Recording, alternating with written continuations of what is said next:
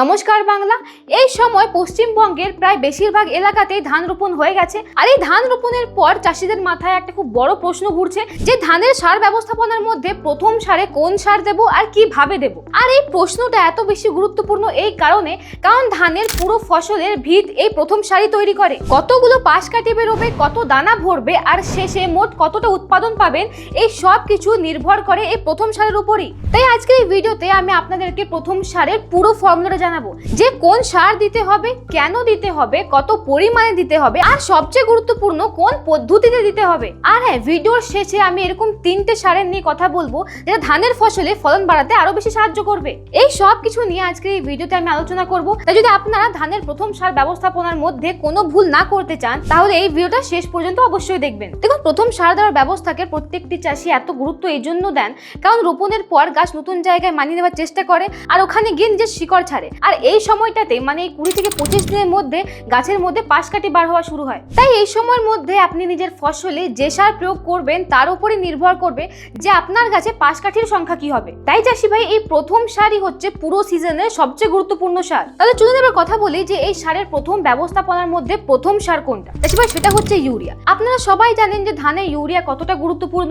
Urea ছাড়া চলবে না, কারণ ইউরিয়ার মধ্যে 46% নাইট্রোজেন থাকে যেটা গাছকে সবুজ করতে সাহায্য করে, গাছের বৃদ্ধি বাড়ায় আর সবচেয়ে জরুরি গাছে পাশ কাঠি আনতে সাহায্য করে। তাই রোপণের 20 থেকে 25 দিন পর প্রথম সারে ইউরিয়া দিন। এই সময় গাছের শিকড় ইউরিয়াকে আরো তাড়াতাড়ি গ্রহণ করে। কিন্তু ইউরিয়া দেওয়ার সময় একটা খুব জরুরি কথা মাথায় রাখবেন যে পুরো ইউরিয়াকে একসাথে দেওয়া চলে না, ইউরিয়ার পুরো মাত্রাকে ভেঙে ভেঙে দিতে হয়। তাই এই সময় 1 একরের জন্য আপনারা 25 কেজি ইউরিয়া ব্যবহার করবেন। আর হ্যাঁ, সাথে যদি আপনারা এটাও জানতে চান যে ধানের পুরো ফসলে ইউরিয়া কিভাবে দেবেন, ধানের কোন স্টেজে ইউরিয়ার কি মাত্রা হওয়া উচিত, সেটা যদি আপনারা জানতে চান তাহলে আমাদের চ্যানেলে এই বিষয় নিয়ে আগের থেকে একটা ভিডিও রয়েছে, আপনারা ওটা দেখতে পারেন। আর হ্যাঁ, আরেকটা গুরুত্বপূর্ণ কথা বলতে চাই, যদি আপনারা রোপণের আগে মাটির মধ্যে পটাশ না দিয়ে থাকেন তাহলে এই সময় এমওপি মানে পটাশ অবশ্যই দিন, প্রতি একরের জন্য 25 থেকে 27 কেজি। কারণ পটাশ রোপণের সময় দিতে হয়, কিন্তু যদি আপনারা সে সময় না দিয়ে থাকেন তাহলে এই সময় দিতে ভুলবেন না।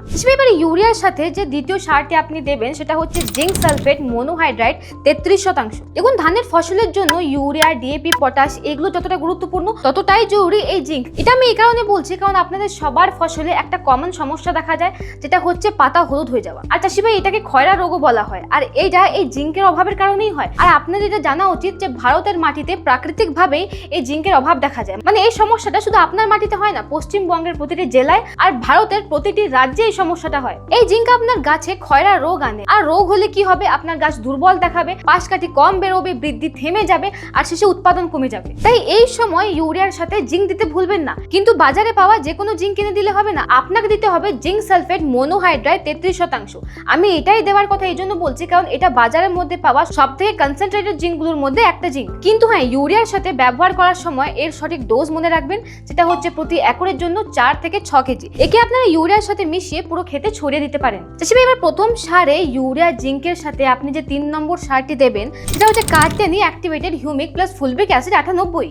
এই সারটির কথা আমি এই সময় এই কারণে বলছি কারণ জিঙ্ক আর ইউরিয়ার কাজ কি, গাছকে পুষ্টি দেওয়া। কিন্তু এই পুষ্টিকে গাছ গ্রহণ করে কিভাবে, শিকড় দিয়ে। আর এই হিউমিক অ্যাসিড ওই শিকড়ের উপরই কাজ করে। এই হিউমিক অ্যাসিড গাছের শিকড়কে মজবুত করে। কারণ আপনি যে সার ফসলে দিচ্ছেন সেটা যদি গাছ নিজের মধ্যে নিতেই না পারে তাহলে আপনার সারেরও অপচয় হবে আর টাকাও নষ্ট হবে।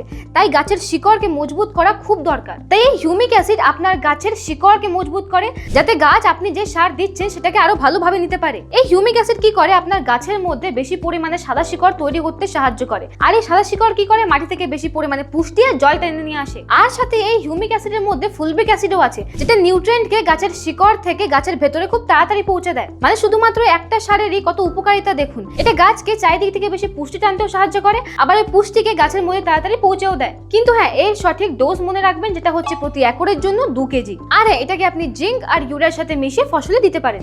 ইউরিয়া, জিঙ্ক আর হিউমিক অ্যাসিড তো আপনাকে প্রথম সারে দিতেই হবে, কিন্তু এর সাথে একটা চতুর্থ প্রোডাক্টও আছে যেটা হচ্ছে একটা কীটনাশক। অনেক চাষি ভাই আছে যেটা নিজের প্রথম সারে এটাকে ব্যবহার করেন, আবার অনেকেই আছে যারা এটাকে ব্যবহার করেন না। যারা ব্যবহার করেন তারা এই সময়ের জন্য মাজরার হাত থেকে বেঁচে যান, আর যারা করেন না তাদের ফসলকে মাজাতে অ্যাটাক করে। চাষি ভাই, ওই কীটনাশকের নাম হচ্ছে কার্টেনি ফ্যান্টাস্টিক, যার মধ্যে রয়েছে ক্লোরঅ্যান্ট্রিপিনল 0.4% জিআর। এই কীটনাশকটা আমি এই সময় দেওয়ার কথা এই কারণে বলছি কারণ এই যে সময়টা আছে 20 থেকে 25 দিন, এই সময় আপনার গাছে খুব ভালো সবুজ রং থাকে, গাছ খুব নরম আর রসালো হয়। আর ঠিক এই কারণে এই সময় মাজরা মাজরা আর পাতা মোড়ানো পোকার আক্রমণ খুব বেশি হয়। আর এই দুটো যে কতটা ক্ষতিকারক সেটা তো আপনারা জানেনই। মাজরা আপনার ফসলের কাণ্ডের ভেতরে ঢুকে ভেতরটা খেয়ে খেয়ে ফাঁকা করে দেয়, আর পাতা মোড়ানো পোকা আপনার পাতার ভেতরে ঢুকে পাতাকে নষ্ট করে দেয়। তাই দুটোর হাত থেকে বাঁচার জন্যই আপনাকে এই কীটনাশককে ব্যবহার করতে হবে। এই কীটনাশকের মধ্যে যে টেকনিক্যাল রয়েছে মানে ক্লোরঅ্যান্ট্রিপিনল, এটা সিস্টেমিক অ্যাকশনের মাধ্যমে কাজ করে। মানে এটা গাছের মধ্যে দেওয়ার পর এটা শিকড়ের মাধ্যমে পুরো গাছে ছড়িয়ে যায়। আর যে সময় পোকাগুলো গাছের যে কোনো অংশ এসে খেতে শুরু করে সে সময় এই ওষুধ পোকার ভেতর ঢুকে যায় আর পোকাকে দ্রুত মেরে ফেলে। কিন্তু এটার খুব ভালো রেজাল্ট পেতে হলে আপনাকে এটাকে সঠিক মাত্রায় ব্যবহার করতে হবে, যেটা হচ্ছে 4 কেজি প্রতি একর। আর হ্যাঁ, এটাকে আপনারা ইউরিয়া জিঙ্কের সাথে মিশিয়ে ব্যবহার করতে পারেন।